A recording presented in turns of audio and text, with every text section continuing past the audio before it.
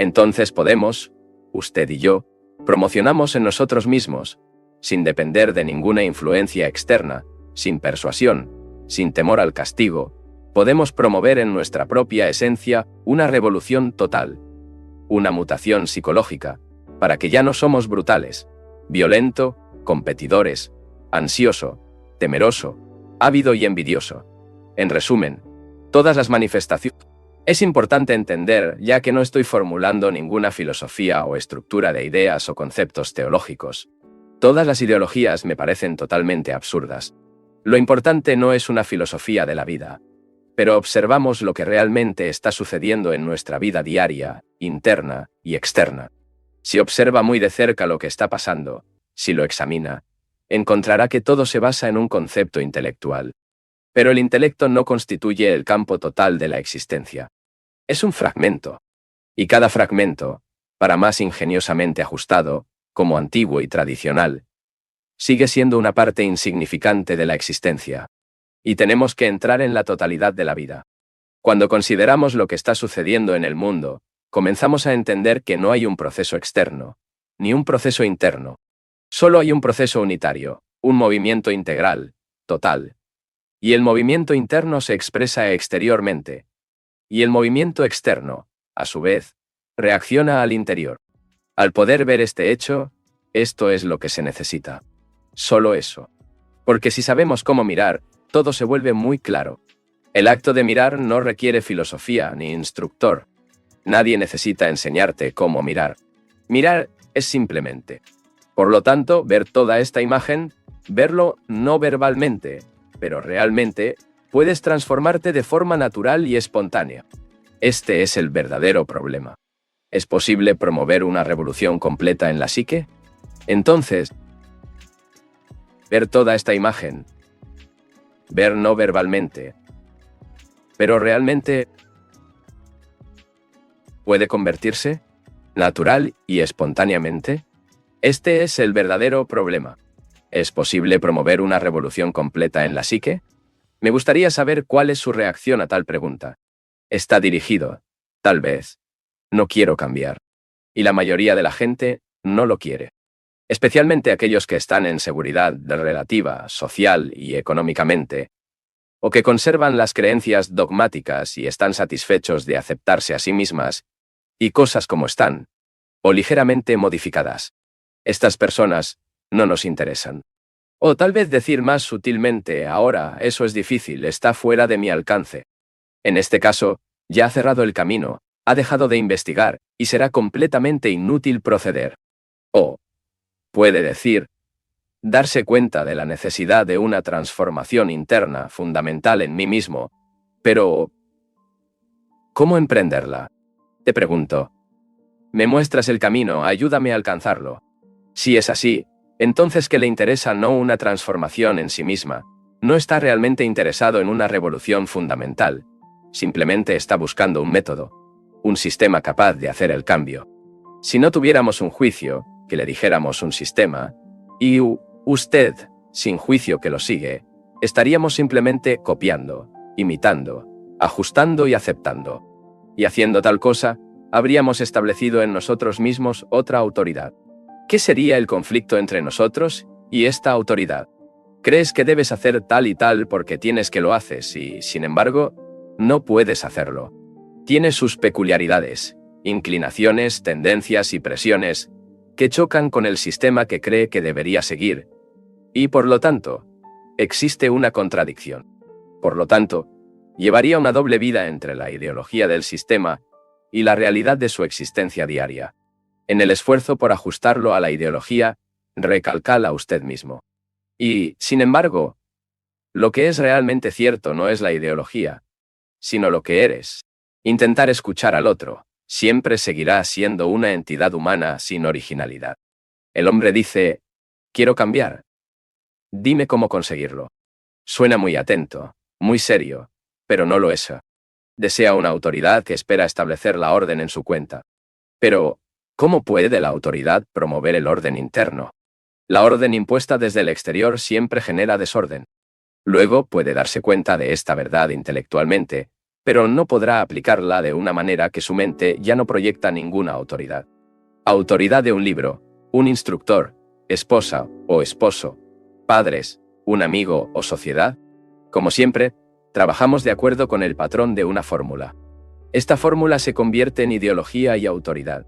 Pero tan pronto como realmente te das cuenta de que la pregunta ¿cómo cambiar? Repito claramente, veo que tengo que cambiar completamente de las raíces de mi ser. Ya no puedo depender de ninguna tradición, porque fue la tradición la que creó esta colosal indolencia, aceptación y obediencia. No puedo contar con otro para ayudarme a cambiar. Como ningún instructor, sin Dios, sin creencia, sin sistema, sin presión o influencia externa. ¿Qué hago entonces? Primero, ¿puedes rechazar toda la autoridad? Si puede, eso significa que ya no tiene miedo. Entonces, ¿qué pasa? Cuando rechaza algo falso, que trae consigo las generaciones, cuando deja caer un carga de cualquier tipo, ¿qué sucede? Aumenta tu energía, ¿no? Obtiene más capacidad, más impulso, mayor intensidad y vitalidad. Si no lo siente, en este caso, no ha dejado caer la carga, no lo ha entregado del peso muerto de la autoridad. Pero una vez que ha dejado esto, caca, y tiene esa energía que no tiene miedo, miedo a cometer errores, de actuar incorrectamente. Esta energía en sí no es una mutación. Necesitamos una gran abundancia de energía y la disipamos con miedo. Pero cuando hay energía que viene después nos deshacemos de todas las formas de miedo. Esta energía misma produce la revolución interna y radical. No tienes nada que hacer a este respecto. Así que solo sé contigo mismo. Y este es el estado real que se adapta al hombre que considera estas cosas serias. Y como ya no tiene la ayuda de ninguna persona o cosa, es gratis hacer descubrimientos. Cuando hay libertad, hay energía. Cuando hay libertad, ella no puede hacer nada malo. La libertad difiere completamente de la revuelta. No hay actuar de manera correcta o incorrecta cuando hay libertad. Eres libre y este centro actúa. Por lo tanto, no hay miedo. Y la mente sin miedo es capaz de amor infinito. Y el amor puede hacer lo que quieras. ¿Qué vamos a hacer ahora?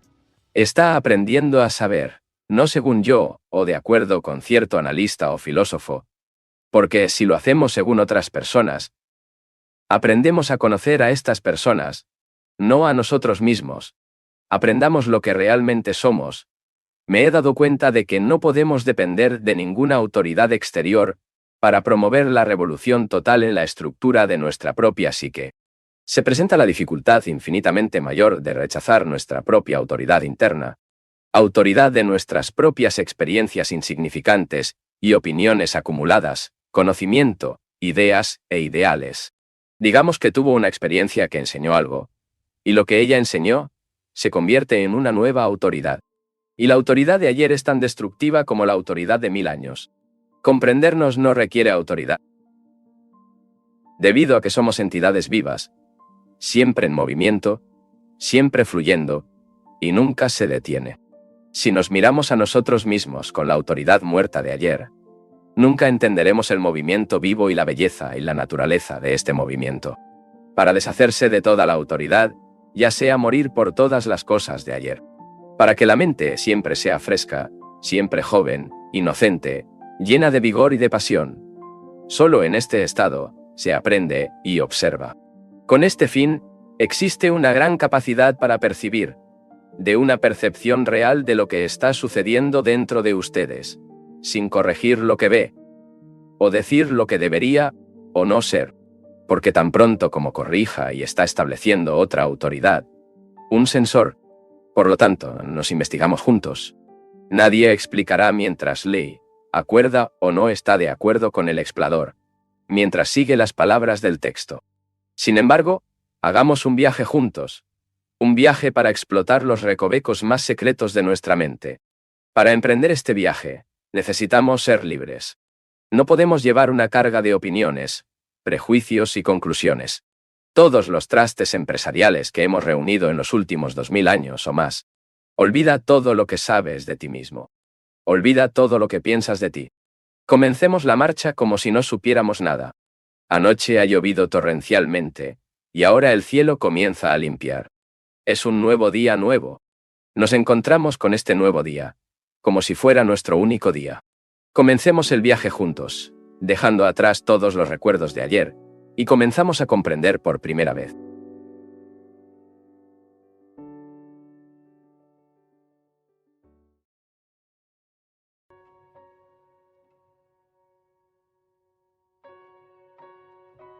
Dijimos que la alegría era algo completamente diferente del placer. Por lo tanto, veamos qué está implícito en placer, y si es posible vivir en un mundo donde no hay placer, sino un estado extraordinario de alegría, de dicha. Todos estamos comprometidos a buscar placer, en esta o en esa forma, placer intelectual, sensual o cultural. El placer de reformar, de decirle a los demás lo que deben hacer, mitigar los males de la sociedad, hacer el bien, el placer de tener un conocimiento más vasto, mayor satisfacción física, más experiencias, más comprensión de la vida, tener todo lo ingenioso y cualidades sutiles de la mente, y, por supuesto, placer supremo, posesión de Dios. El placer es la estructura de la sociedad. Desde la infancia hasta la muerte, secreto o astuto o abiertamente, buscamos placer. Entonces, sea cual sea nuestra forma de placer, creo que deberíamos verlo muy claramente, porque será el que guiará y dará forma a nuestras vidas. Por lo tanto, lo importante es que cada uno de nosotros investiga con atención, precisión el tema del placer. Porque encontrar placer, y luego nutrirlo y mantenerlo, es una necesidad básica de la vida. Y sin ella, la existencia se vuelve monótona, estúpida, adelgazada por la soledad y sin ningún significado. Por la muy simple razón, ese placer necesariamente trae dolor, frustración, sufrimiento, miedo, y como resultado del miedo, la violencia. Si quieres vivir de esta manera, vive. Por cierto, eso es lo que la mayoría hace. Pero si desea deshacerse del sufrimiento, debe comprender toda la estructura del placer. Comprender el placer no significa negarlo. No estamos condenando o diciendo que es bueno o malvado. Pero si lo cultivamos, haremos que nuestros ojos se abran, sabiendo que la mente que siempre busca placer, inevitablemente encontrará su sombra, dolor. Las dos cosas no se pueden separar, aunque buscamos placer y buscamos evitar el dolor. ¿Por qué? ¿Por qué la mente siempre exige placer? ¿Por qué hacemos cosas nobles e ignorables siempre con este deseo secreto de placer? ¿Por qué sacrificamos y siempre sufrimos en espera de este delgado hilo de placer? ¿Qué es el placer y cómo nace? No sé si algunos de ustedes ya se han hecho estas preguntas, y si fueron a la última consecuencia de las respuestas. El placer se vuelve existente en 4 fases: percepción, sensación, contacto y deseo. Ver un hermoso auto, por ejemplo. Luego viene un sentimiento, una reacción. Luego lo toco con mis manos o imagino tocarlo. Y luego viene el deseo de ser dueño del auto y jactarse con él. O veo una hermosa nube, una montaña claramente descrita contra el cielo, una hoja que acaba de surgir de la primavera, una profunda, llena de encantos y esplendor, una gloriosa puesta de sol, una cara hermosa, inteligente, viva y no confium de su belleza, y por lo tanto, ya sin belleza. Mira estas cosas con intenso deleite, y mientras las observo, no hay observador, pero solo pura belleza. ¿Cuál de amor? Por un momento estoy ausente de todos mis problemas, ansiedades y aflicciones. Solo hay esa cosa maravillosa. Puedo mirarla con alegría, y al momento siguiente la olvida. O la mente puede interferir, y luego comienza el problema. Mi mente piensa en lo que vio, y su belleza. Me digo a mí mismo que me gustaría verlo muchas veces. El pensamiento comienza a comparar, a decir, quiero repetir esto mañana. El pensamiento mantiene la continuidad de una experiencia que, por segundo, se mantiene deleite. Lo mismo es cierto para el deseo sexual u otro. No hay nada malo en el deseo. Reaccionar es perfectamente normal. Si me muerde con un pin, reacciono, a menos que esté paralizado. Pero el pensamiento interfiere. Es reflexionar que se deleite y lo convierte en placer. El pensamiento quiere repetir la experiencia, y cuanto más repetida, más mecánica se vuelve. Cuanto más lo piensas, más fuerza el pensamiento confiere al placer. De esta manera, el pensamiento crea y mantiene el placer a través del deseo y lo continúa. Por lo tanto, la reacción natural del deseo, antes de una cosa hermosa, está pervertida por el pensamiento. El pensamiento lo convierte en la memoria, que se nutre tanto al pensar repetidamente en esa cosa. Por supuesto, la memoria tiene su propio lugar en un cierto nivel. Sin ella no podríamos actuar en la vida de todos los días. En su propia esfera, la memoria debe ser competente, pero hay un estado mental donde hay muy poco lugar para ello. La mente, que no es una tontería por memoria, tiene una verdadera libertad. ¿Has notado que cuando reacciona a una cosa determinada totalmente, con todo tu corazón, apenas está en la memoria? Es solo cuando no responde a un desafío con todo su ser ese conflicto. La lucha, lo que causa confusión, placer o dolor. La lucha genera memoria. Esta memoria se agrega continuamente por otros recuerdos, y son estos recuerdos los que reaccionan. Todo lo que es el resultado de la memoria es antiguo, y en consecuencia, nunca es gratuito. La libertad de pensamiento es algo que no existe, es puro contraste. El pensamiento nunca es nuevo, porque el pensamiento es la respuesta de la memoria, la experiencia y el conocimiento. El pensamiento, que es viejo, también hace lo que se ve con deleite, y que por un momento se siente profundamente. Del viejo viene el placer, nunca de lo nuevo. En lo nuevo, no hay tiempo. Si puede mirar todas las cosas sin permitir la intrusión del placer, mirar una rosa, un pájaro, el color de un sari, la belleza de una extensión de agua al sol, o cualquier cosa eliminada, si puede verse así, sin deseando que esa experiencia se repita, por lo que no habrá dolor ni miedo. Y en consecuencia, habrá una alegría infinita. Es la lucha repetir y perpetuar el placer que lo converge con dolor. Tenga en cuenta esto para usted mismo. El mismo requisito de repetición del placer produce dolor, porque nunca es el mismo que ayer. Lucha por alcanzar el mismo deleite, no solo por su sentido estético, sino también para su mente, y se lastima y decepciona, porque te lo niegan. ¿Has observado lo que sucede cuando te niegan? ¿Un poco de placer? Cuando no tienes lo que quieres, te pones ansioso, envidioso, rencoroso.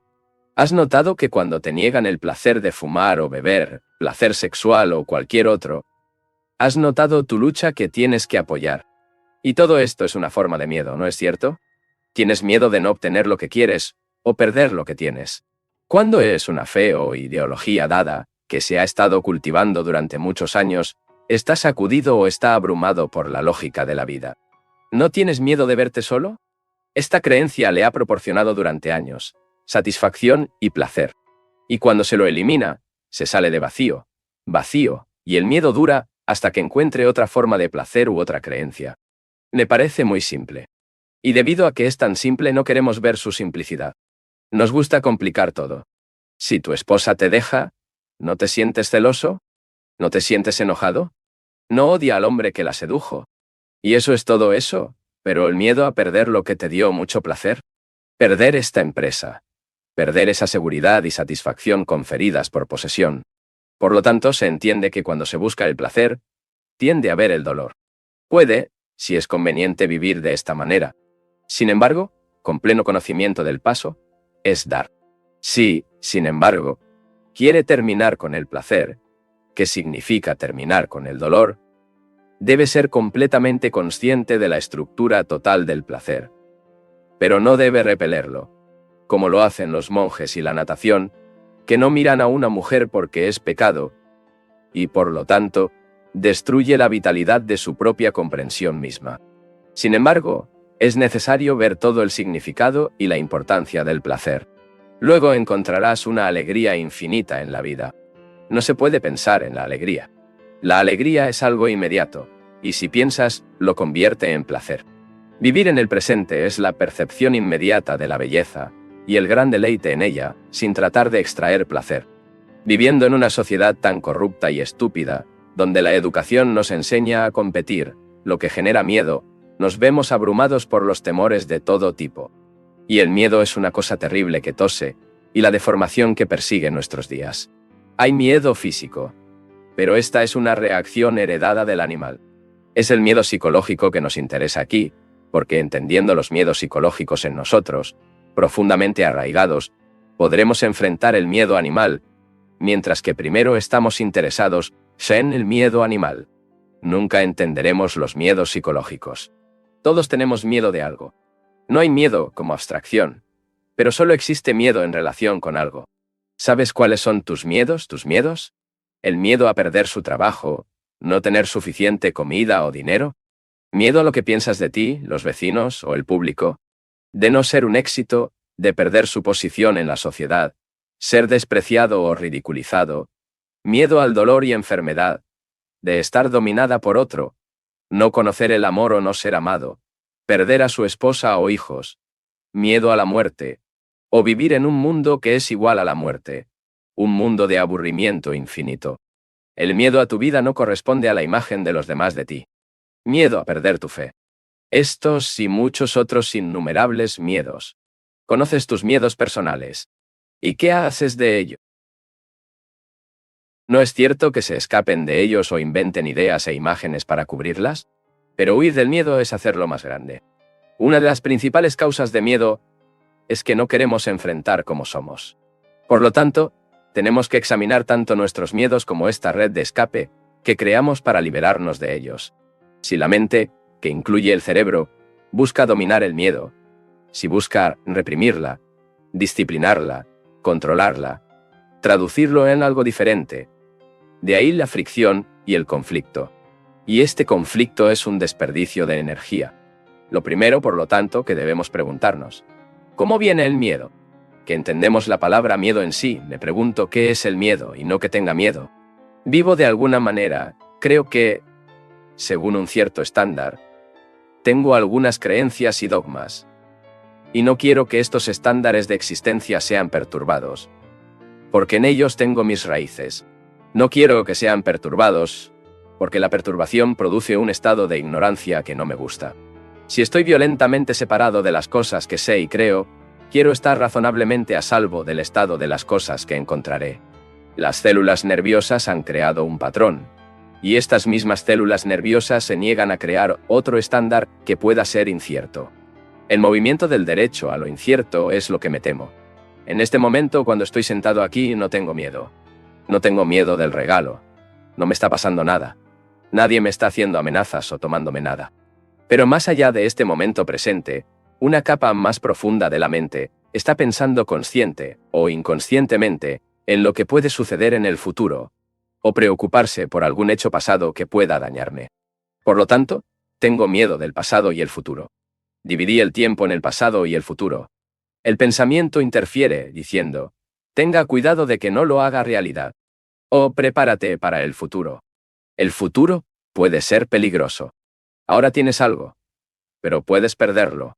Puedes morir mañana. Tu esposa puede abandonarte. Entonces puedes perder tu trabajo. Puede que nunca te hagas famoso. Puedes verte en soledad. Necesitas estar perfectamente a salvo del mañana. Considere ahora su miedo particular. Observe sus reacciones a él. Puedes mirarte sin ningún movimiento de escape, justificación, condena o represión. Puedes mirar ese miedo sin la palabra que causa miedo. Puede mirar a la muerte, por ejemplo, sin la palabra que plantea el miedo a la muerte. La palabra en sí produce un estremecimiento, ¿no?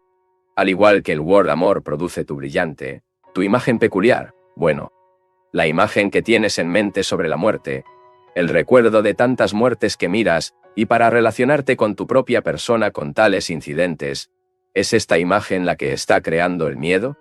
¿O, de hecho, tiene miedo del final para dar y no la imagen que crea el final?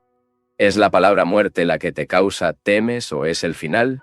Si es la palabra o memoria lo que te está causando miedo, entonces no es realmente miedo. Si ha estado enfermo durante 2 años, digamos, y el recuerdo de ese dolor, esa enfermedad, persiste y la memoria ahora en funcionamiento dice: tenga cuidado de no enfermarse nuevamente. Entonces la memoria, con sus asociaciones, está creando miedo. Y esto no es realmente miedo. Porque, en efecto, en este momento está disfrutando de una salud perfecta. El pensamiento, que siempre es viejo, Porque el pensamiento es la reacción de la memoria y los recuerdos siempre son viejos. El pensamiento crea, con el tiempo, la idea que te tiene miedo, que no es un hecho real. El hecho real es que está bien en salud. Pero la experiencia que se mantuvo en mente como la memoria da lugar al pensamiento. Tenga cuidado de no enfermarse nuevamente.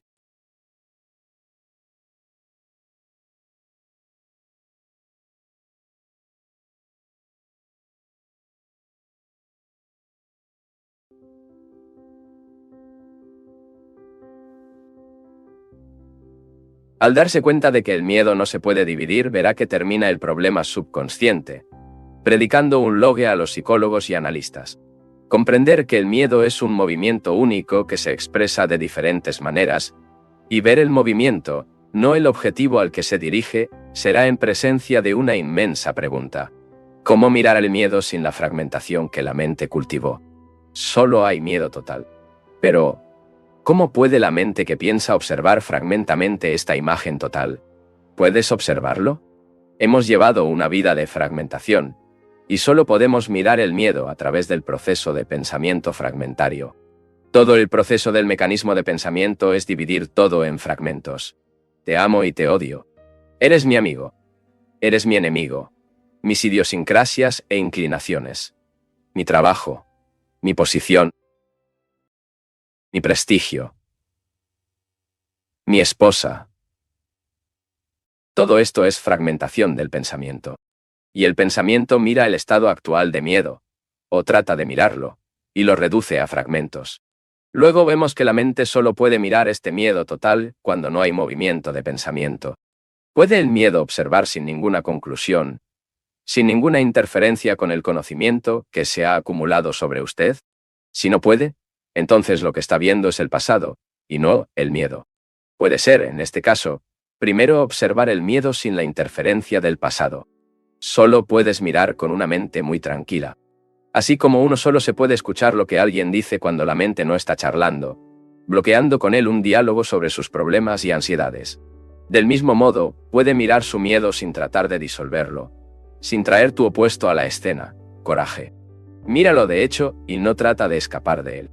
Cuando dice, tengo que controlarlo, tengo que deshacerme de él, tengo que entenderlo, está tratando de escapar de él.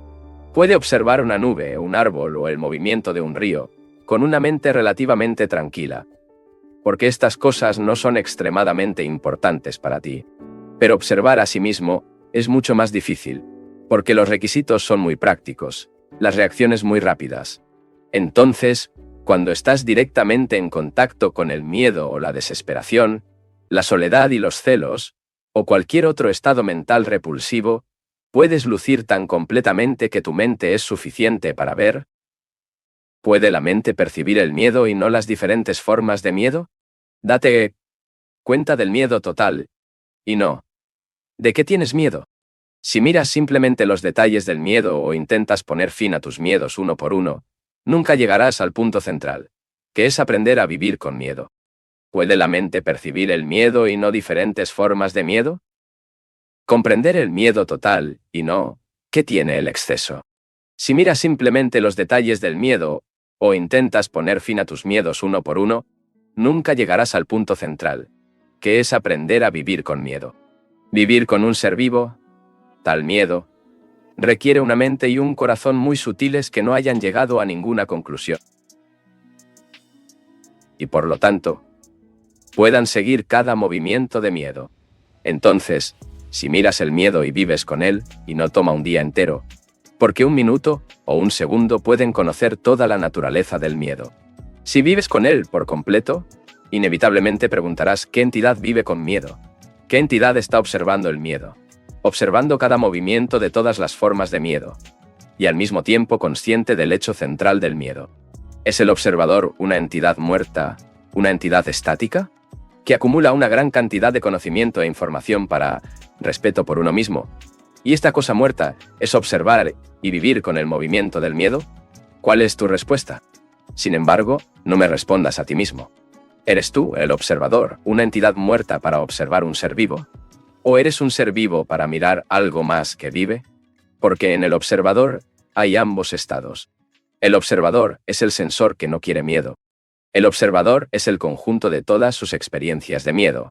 Y así, el observador está separado de lo que él llama miedo. Hay espacio entre ellos. Perpetuamente está tratando de dominarlo o escapar de él. Y luego esta batalla se interpone entre él y el miedo.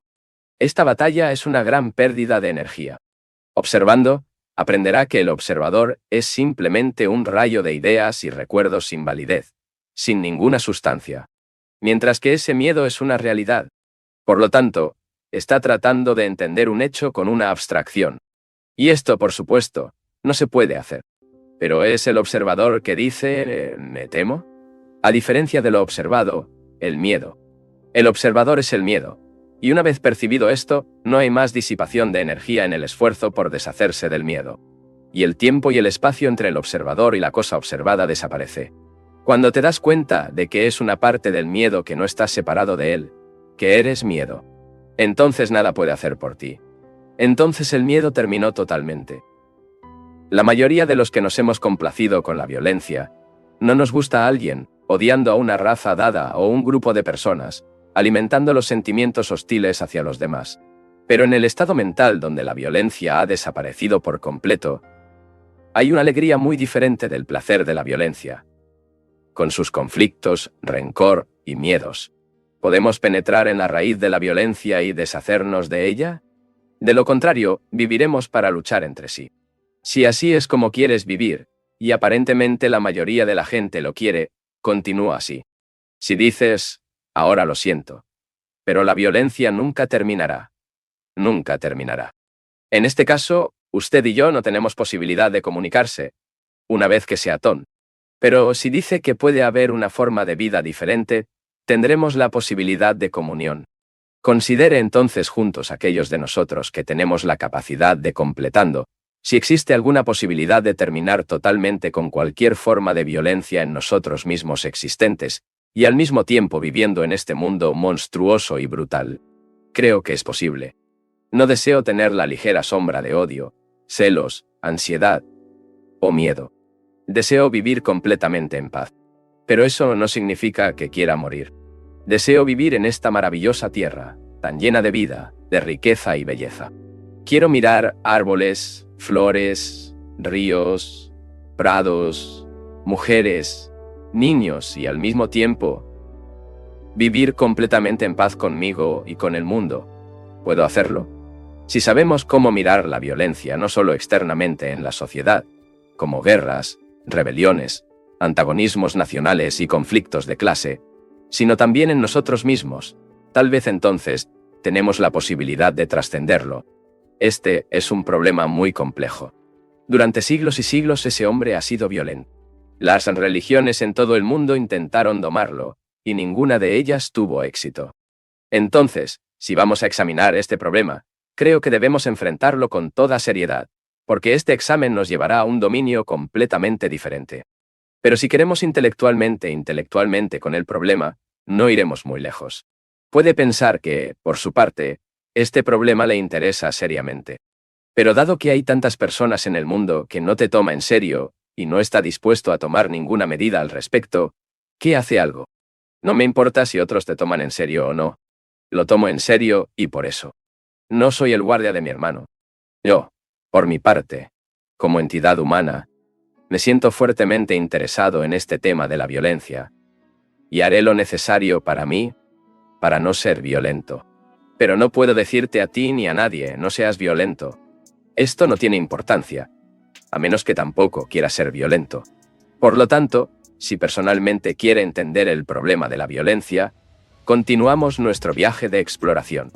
¿Es el problema de la violencia al aire libre o interno? ¿Quieres resolver el problema en el mundo exterior? ¿O estás cuestionando la violencia tú mismo, cómo existes? Si interiormente en ti mismo está libre de violencia, surge la pregunta: ¿cómo puedo vivir en un mundo lleno de violencia, codicia, envidia y brutalidad? ¿No se destruirá? Esta es la pregunta que hace inevitable e invariablemente.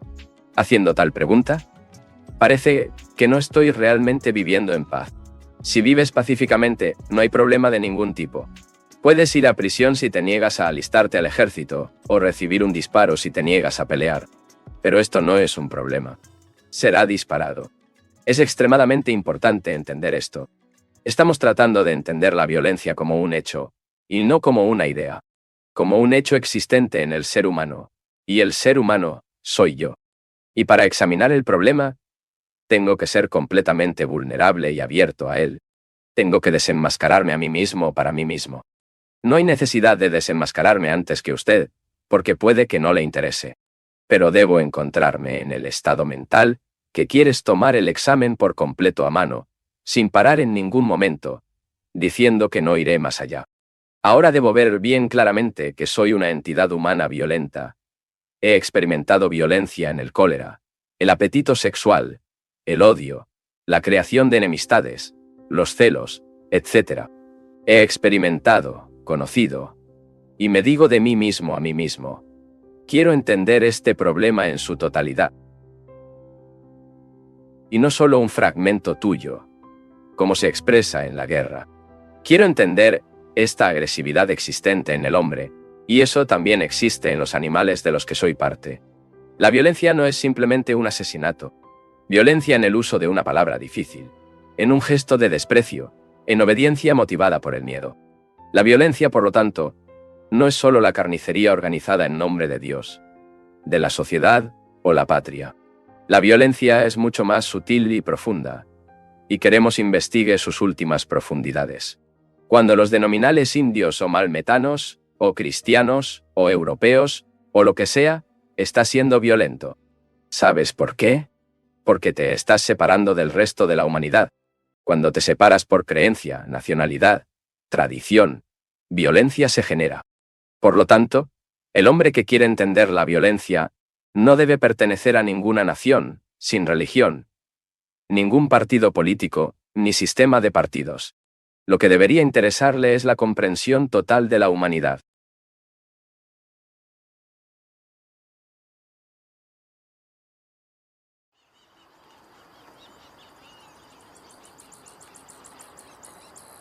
Volvamos entonces al problema central. ¿Es posible erradicar la violencia en los Estados Unidos existentes? Es una forma de violencia decir, no cambiar. ¿Por qué? ¿No cambiaste? ¿Por qué no cambiaste? Esto no es lo que estoy haciendo. Para mí, nada significa convencerte de algo. Es tu vida, y no mi vida. Tu forma de vida es tu propia cuenta. Lo que pregunto es si es posible que una entidad humana que viva psicológicamente, no importa que la sociedad, en la que vive psicológicamente, sin importar que la sociedad, si es posible, esta entidad humana se libera internamente de la violencia. Si este mismo proceso es posible, creará una nueva forma de vida en este mundo. La mayoría aceptará la violencia como una forma de vida. Dos guerras horribles. Nada nos ha enseñado que a recaudar más y más barreras entre los humanos, entre usted y yo. Pero en cuanto a aquellos que desean liberarse de la violencia, ¿qué se debe hacer? Creo que no se logrará nada a través del análisis, realizado por usted mismo o por un profesional. Podríamos, tal vez, modificar un poco, vivir un poco más en silencio, con un poco más de afecto. Pero esto por sí solo no nos dará la percepción total. Pero necesito saber cómo analizar, porque en el proceso de análisis, la mente se convierte en una penetración. Y es esta capacidad de penetrar, la atención y la gravedad, lo que dará percepción total. Nadie tiene ojos que puedan ver el todo a un vistazo. Esta clarividencia solo es posible si podemos ver los detalles y luego saltar. Algunos de nosotros, para liberarnos de la violencia, hemos sido atendidos por un concepto, un ideal llamado no violencia. Y creemos que tener un ideal que sea lo contrario de la violencia, la no violencia, podemos liberarnos del hecho de lo real. Pero no podemos. Hemos tenido innumerables ideales. Todos los libros sagrados están llenos de ellos, y sin embargo, seguimos siendo violentos. Por lo tanto, ¿por qué no enfrentar su propia violencia y olvidarse de toda la palabra? Si quieres entender la realidad, esto debe aplicar toda su energía. Esta tensión y energía se desvían al crear un mundo ficticio ideal.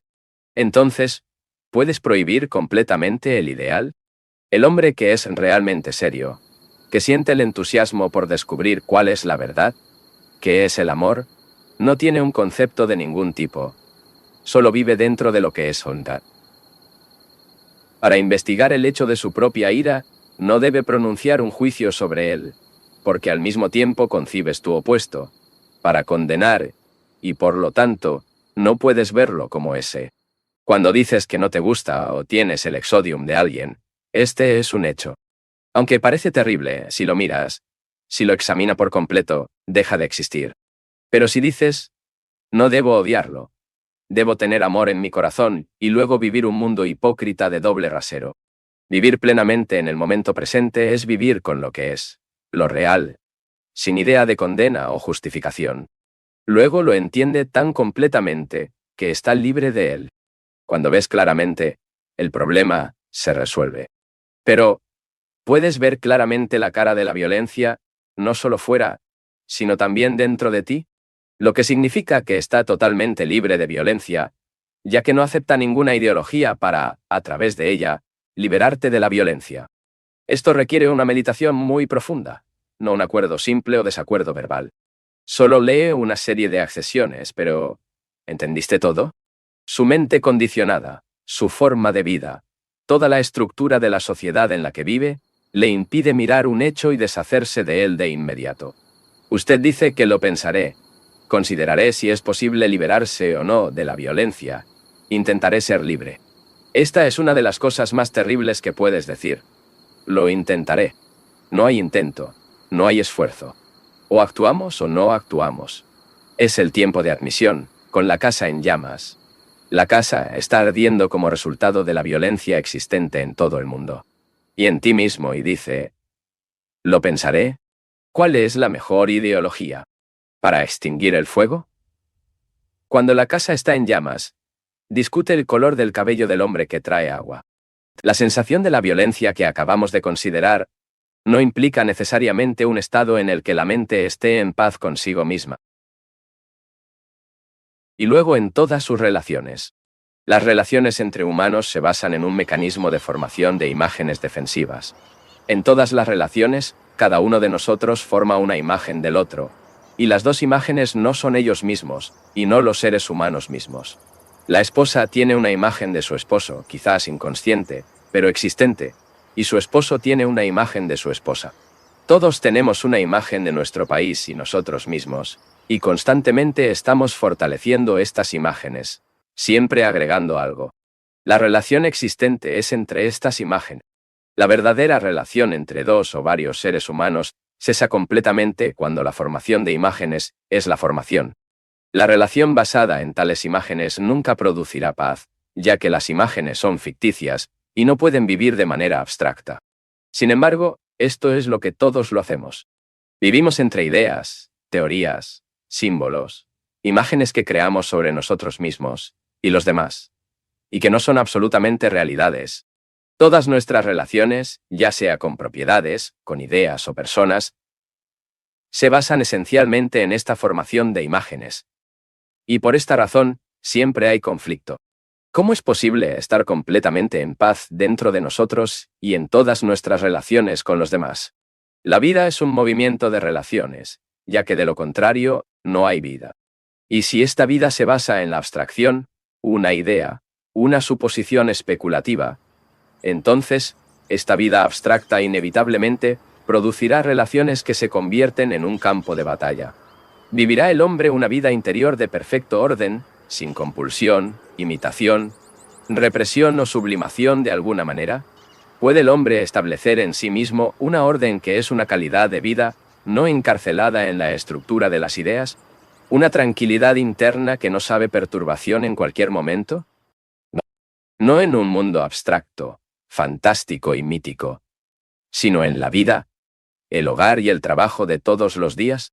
Debemos examinar este problema con mucho cuidado, porque no hay un punto en nuestra conciencia no contaminado por el conflicto.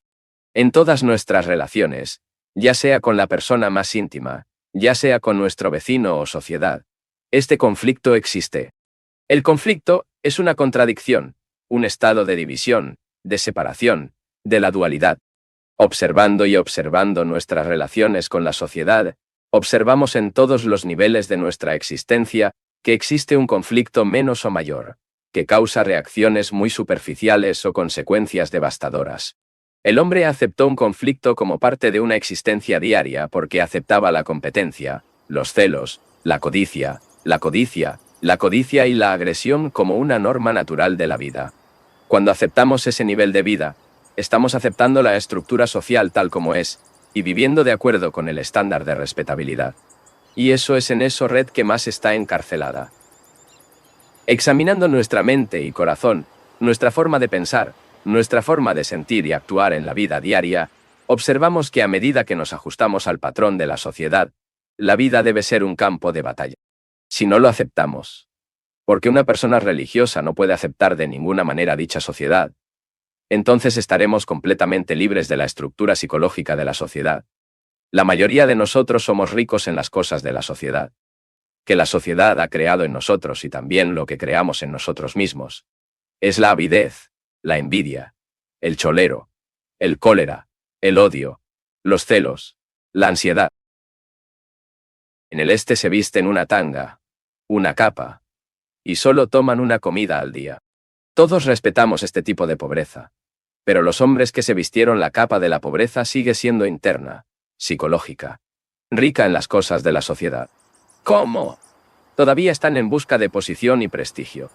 Pertenecen a esta o aquella orden, esta o aquella religión. Continúan viviendo en las divisiones adecuadas de una cultura o tradición determinada. Esto no es pobreza. La pobreza debe estar completamente libre de la sociedad. Incluso tener algo de ropa y tomar más comidas. Dios mío, ¿qué importa? Pero desafortunadamente, en la mayoría de las personas, existe este impulso para el exhibicionismo. La pobreza se convierte en algo maravilloso y hermoso cuando la mente está libre de la sociedad. Tenemos que ser pobres internamente, porque entonces no hay más búsqueda, ni para preguntar, ni deseo, ni nada. Solo esta pobreza interior puede ver la verdad existente en una vida completamente sin conflicto. Tal vida es una bendición, que no se encuentra en ninguna iglesia o ningún templo. ¿Cómo será posible liberarse de la estructura psicológica de la sociedad, que es equivalente a libre de la esencia del conflicto?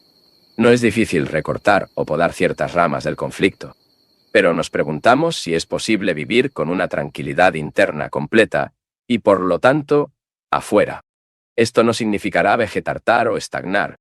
Por el contrario, nos volveremos dinámicos y llenos de vitalidad y energía.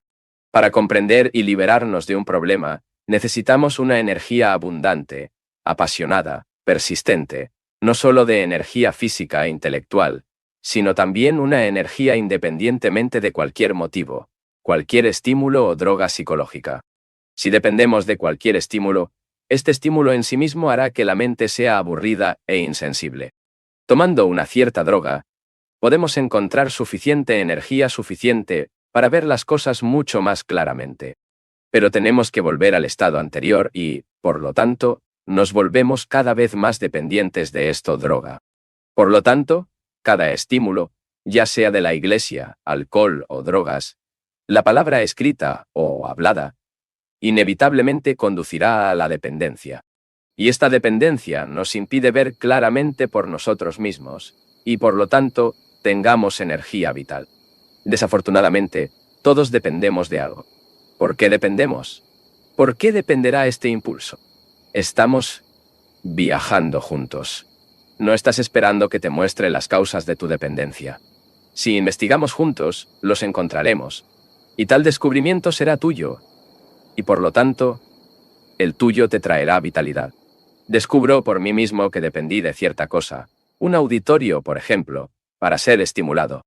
Desde este auditorio de hablar a una gran reunión de personas, un cierto tipo de energía se me ocurre. En consecuencia, dependí de estos oyentes. Estas personas, ya sea de acuerdo o no están de acuerdo conmigo. Cuanto más no estén de acuerdo conmigo, más vitalidad me darán. Si están de acuerdo, lo que les digo se convierte en una cosa muy superficial y vacía. Así que descubro que necesito oyentes, porque es algo muy estimulante dirigir la palabra a muchas personas. ¿Por qué? ¿Por qué? ¿Por qué tengo esta dependencia? Porque interiormente no tengo nada. Interiormente no siempre hay una fuente de vida y movimiento abundante en mí. Por eso dependí. Descubrí la causa. ¿Pero el descubrimiento de la causa eliminará de ser dependiente? El descubrimiento de la causa es puramente intelectual. Y, por lo tanto, por supuesto, no puede liberar la mente de su dependencia.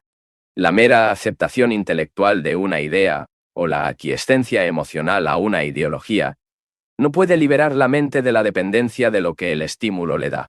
Lo que libera a la mente de la dependencia es la percepción de toda la estructura y naturaleza del estímulo, y la dependencia, y cómo esta dependencia hace que la mente sea estúpida, aburrida e inerte. Solo la percepción de esta totalidad libera la mente.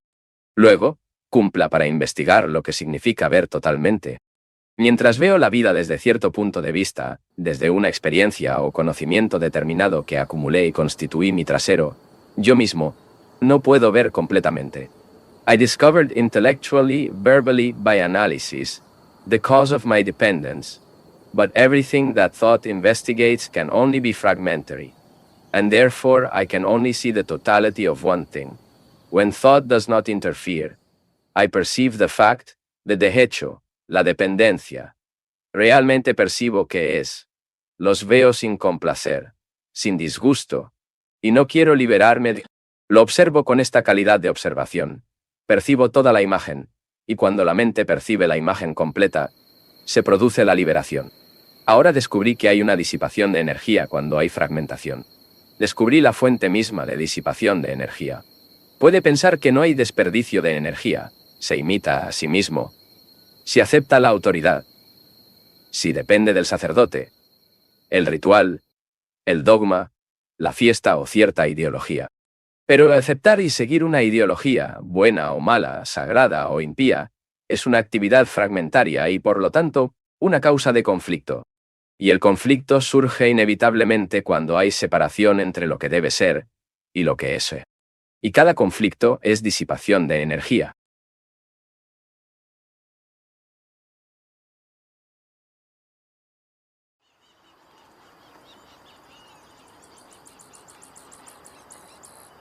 Si te haces la pregunta, ¿cómo puedo liberarme del conflicto? Está creando otro problema y, por lo tanto, aumenta el conflicto, al tiempo que lo percibe simplemente como un hecho.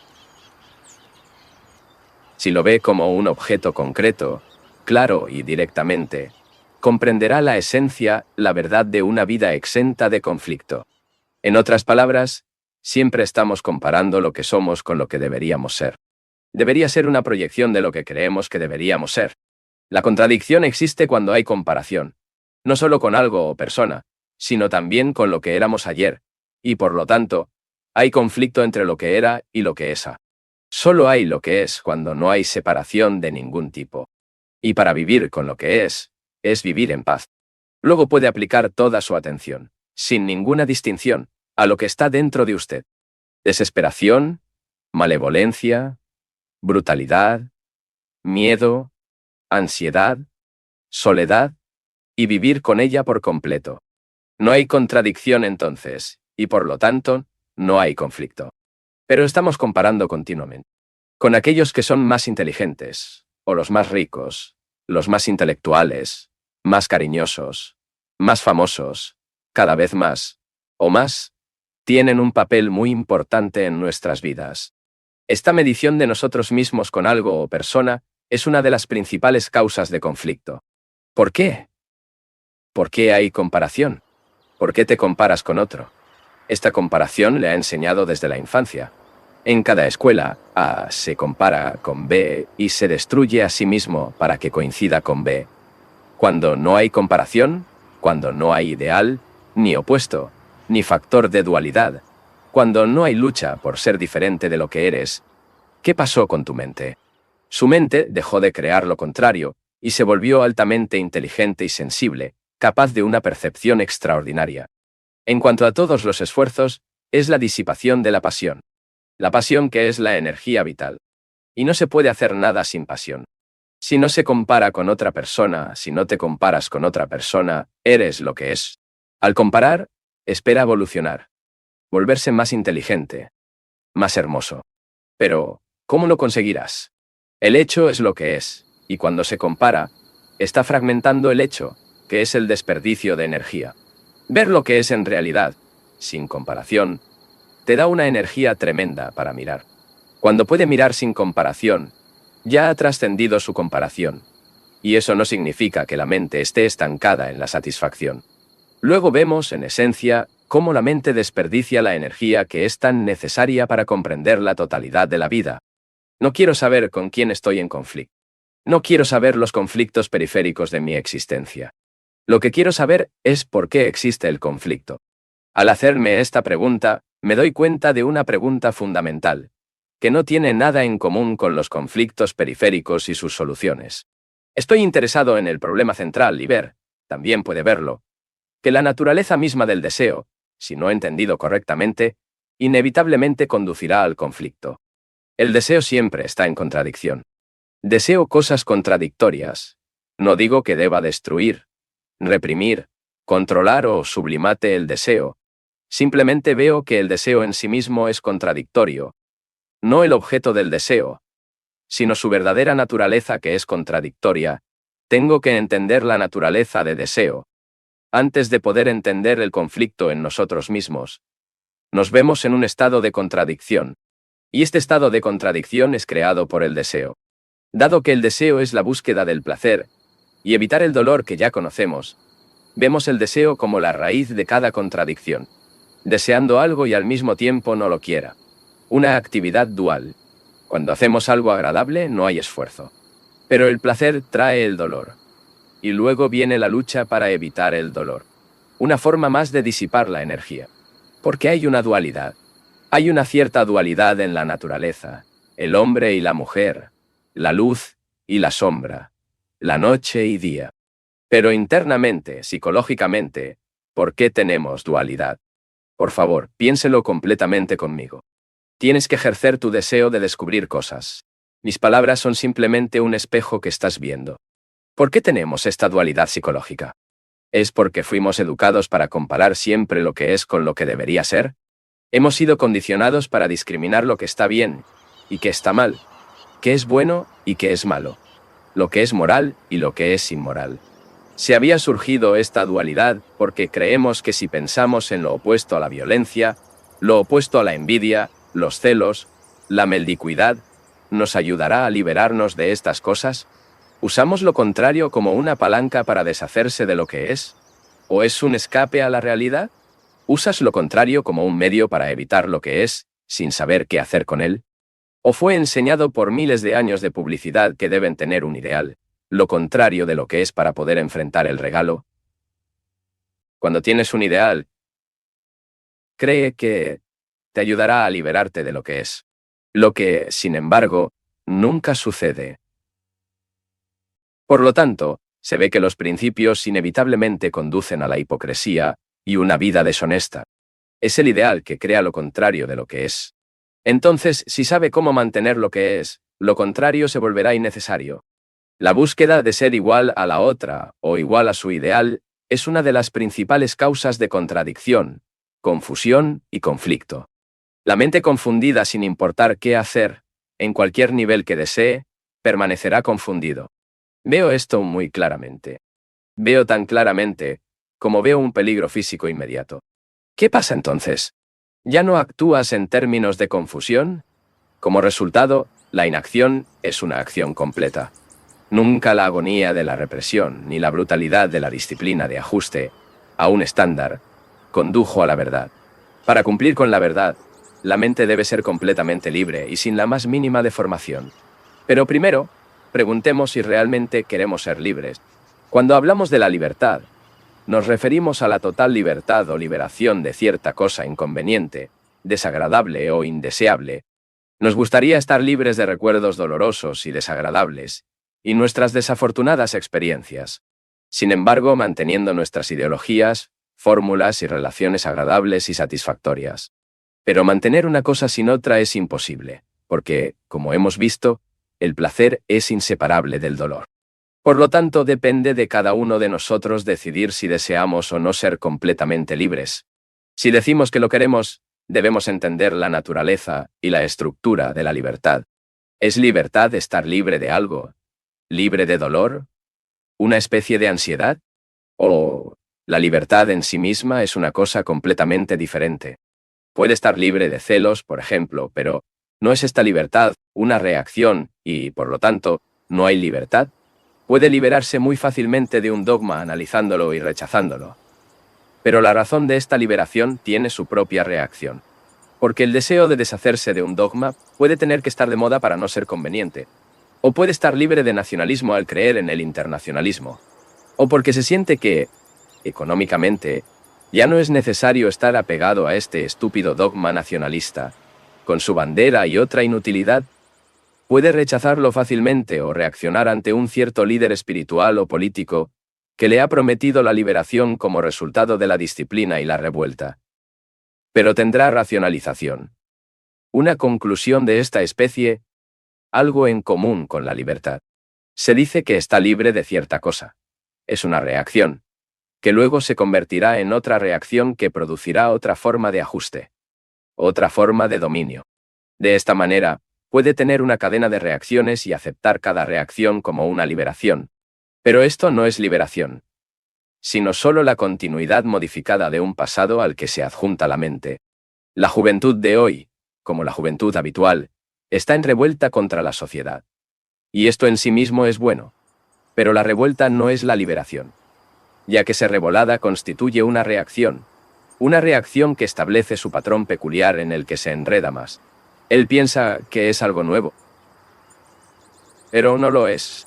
Es la publicación antigua en un molde diferente. Cualquier tipo de revuelta social o política inevitablemente revertirá la mentalidad burguesa buena y antigua. La libertad existe solo cuando ve y actúa, y nunca a través de la revuelta. Ver es actuar. Y esta acción es tan importante como la acción que cambia al ver un peligro. No hay actividad mental entonces. No hay discusión ni dudas. El peligro en sí obliga al acto y, en consecuencia, ver es actuar y ser libre. La libertad es un estado mental. No está libre de algo, sino un estado de libertad. Libertad para dudar y cuestionar todas las cosas. Y por lo tanto una libertad tan intensa, activa y vigorosa que expulsa todo tipo de dependencia, esclavitud, ajuste y aceptación. Esta libertad implica estar completamente solo. Pero, ¿puede la mente creada en una cultura determinada y que depende tanto del medio ambiente y sus propias tendencias, para descubrir esa libertad que es la soledad total y en la que no hay líderes, no hay tradición ni autoridad?